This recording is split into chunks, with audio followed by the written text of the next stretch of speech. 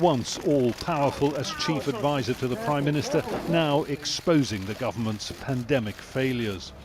Tens of thousands of people died who didn't need to die. Dominic Cummings began with contrition. Senior ministers, senior officials, senior advisors like me fell disastrously short of the standards that the public has a right to expect of its government in a crisis like this. When the public needed us most, the government failed. He described a government in chaos, a Prime Minister, he said, unfit for the job. The PM just wouldn't do what we advised. So I think the problem wasn't necessarily I couldn't persuade other people on lots of things. I mean, everybody was screaming on quarantine, have a policy and set it out clearly and stick to it.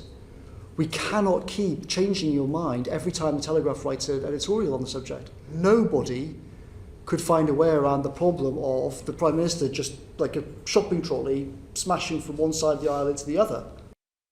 For Cummings, Boris Johnson's greatest failing, most costly in human lives, came with his refusal to implement a brief circuit breaker lockdown last September that might have diminished the lethal second wave. The whole lesson of what happened before is that by delaying, the lockdown came later, it had to be more severe, it had to last longer. The economic disruption is even worse anyway, and we'll have killed God knows how many thousand people in the meantime who've caught COVID, who wouldn't have caught it if we act now. Surely we've got to learn the lessons from the past. And Prime Minister decided no and said, basically, just going to hit and hope.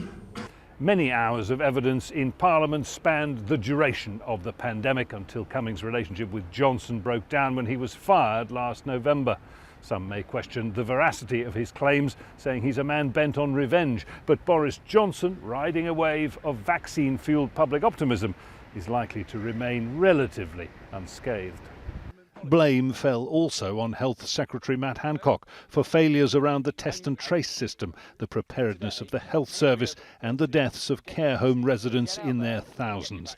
I think that the Secretary of State for Health should have been fired for at least 15, 20 things, including lying to everybody in multiple occasions, in meeting after meeting in the Cabinet room and publicly. Downing Street says it'll respond to all Cummings' claims in due course. Jonah, Al Jazeera, London.